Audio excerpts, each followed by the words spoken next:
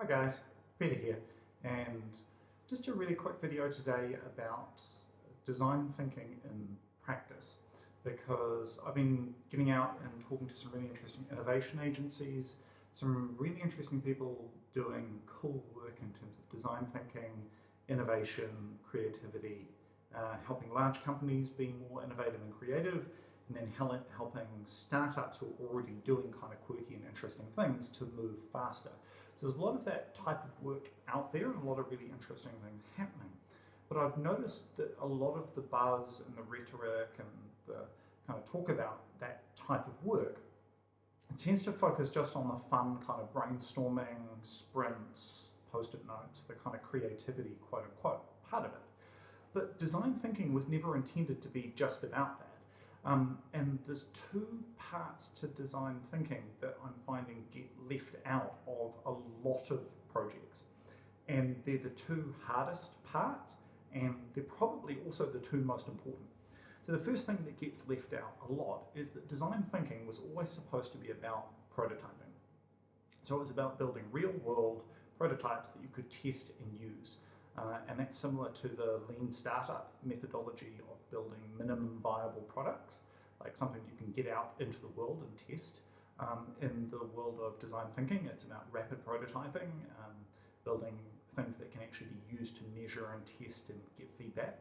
And that's not just doing kind of cute, sketchy wireframes and things like that. It's actually trying to build something that's got a bit more fidelity so that it doesn't look as kind of cute and sketchy and, oh yeah, because when you take something like that out to get feedback, people give you a lot of false positives.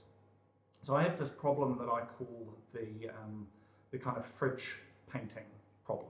So if you have like a 4-year-old kid and they bring home a painting or a kind of sketch that they've made and they hang it up on the fridge, of course mum is going to say, yes dear, it's a lovely drawing that you've made, because she's being nice to the person, even if the art itself isn't that great.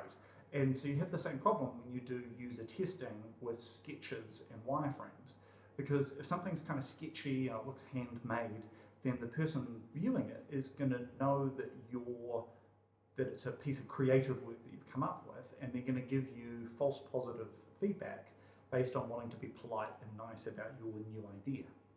And there's a lot of techniques that you can use to kind of unwind that and kind of ask non-leading questions, get better kind of double-blind tests, get better feedback, get better structured in terms of how you do user interviews.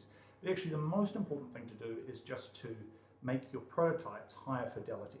So even if they're flat prototypes, like you're just using keynote slides to kind of click through, but the more realistic that you can make your prototypes, then the more honest the feedback that you're going to get is.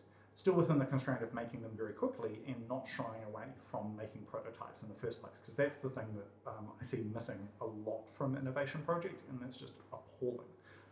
And the second thing, which is related, is that design thinking was always supposed to be about getting honest feedback from the user based on observation and from kind of deeply understanding their world.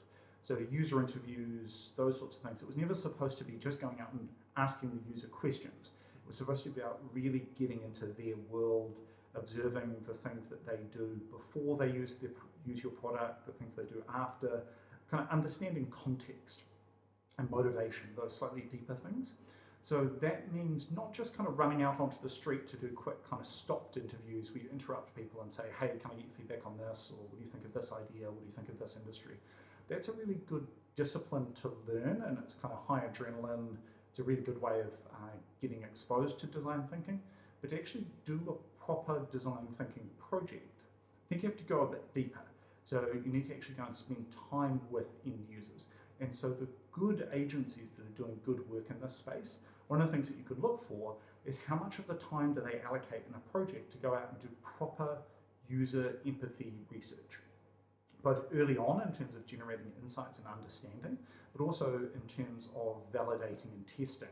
Do they really go out and spend quality time with real people to get real feedback on a real prototype?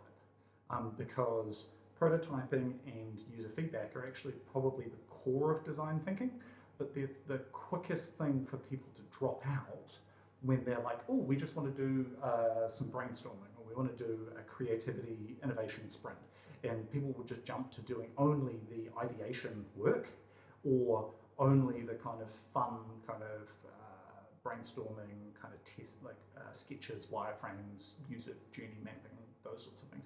And all of that's also really valuable, but it's not a substitute for doing the hard work of doing design thinking properly. Have a good one.